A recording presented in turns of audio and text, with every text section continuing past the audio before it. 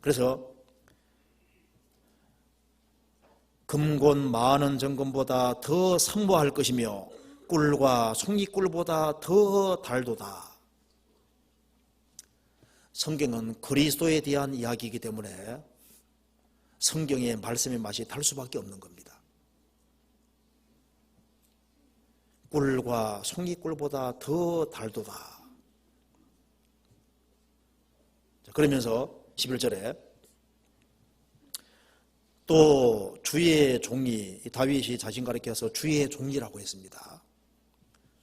구원받은 모든 사람은 그리스도의 종이 되는 겁니다. 자발적으로 주의 종이 됩니다. 또 주의 종이 이로 경계를 받고, 성경에는 경계가 많죠. 뭐 하라 하지 마라 말이 많이 있는데 여기 다 우리를 위해서입니다.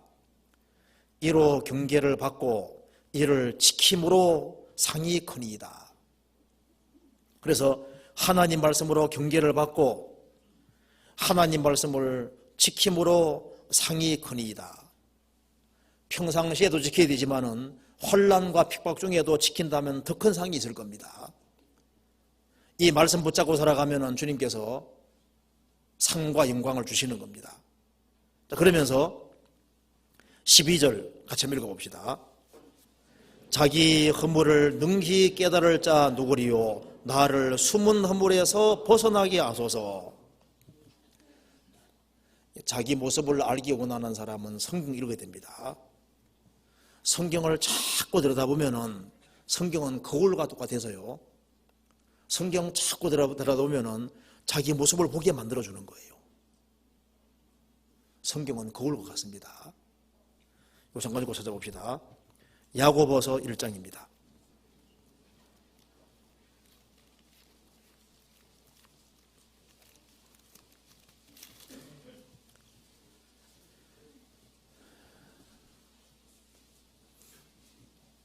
(1장) 23절입니다.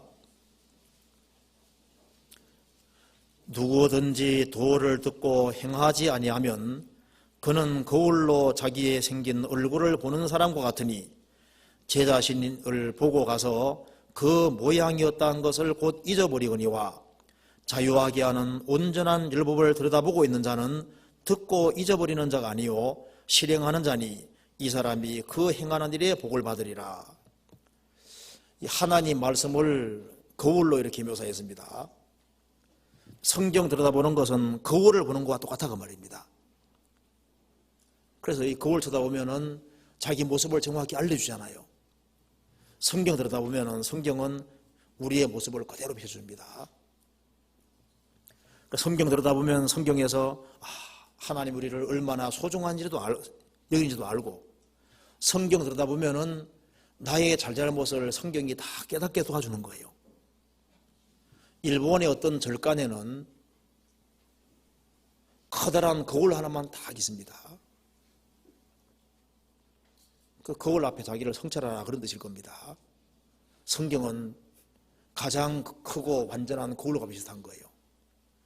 성경 앞에 딱 있으면은 자기 모습을 정확히 비춰줍니다. 그래서 크리스찬이 성경 가까이 하면은 죄가 무엇인지를 깨닫게 되는 거예요.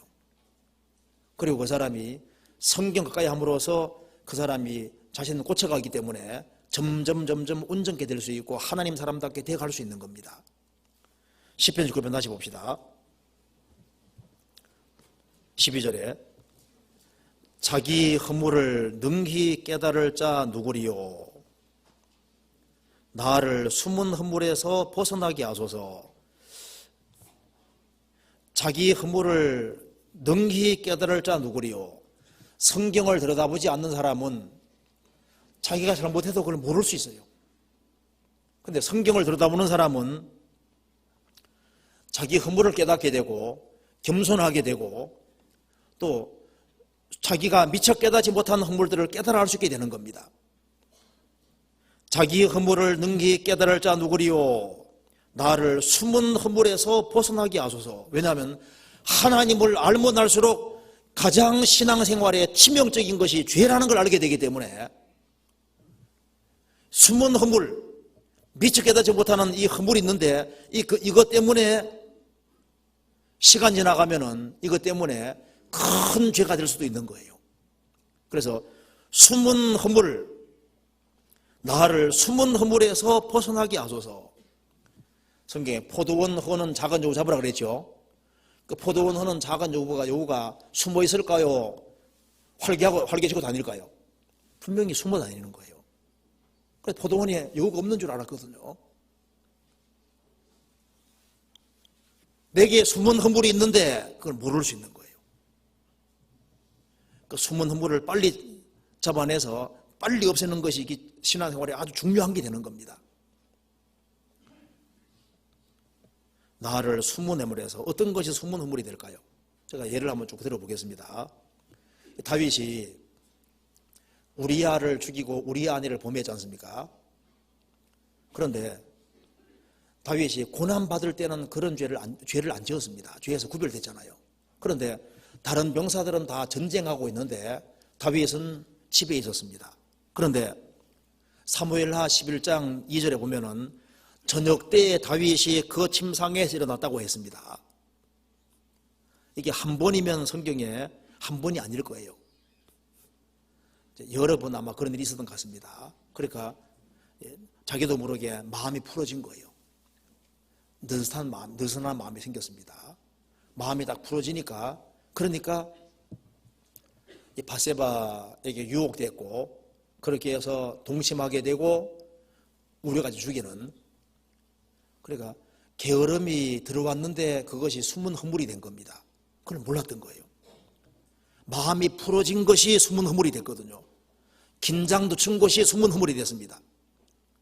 여호수아도 실수한 게 하나 있죠. 여호수아 9장 보면은 기브온 사람들이 가까이 있는데 언약 맺기 위해서 멀리 있는 것처럼 하고 왔습니다. 그래서 낡아 기운 신을 신고 낡은 옷을 입고 곰팡이 나는 그 떡을 가지고 온 겁니다.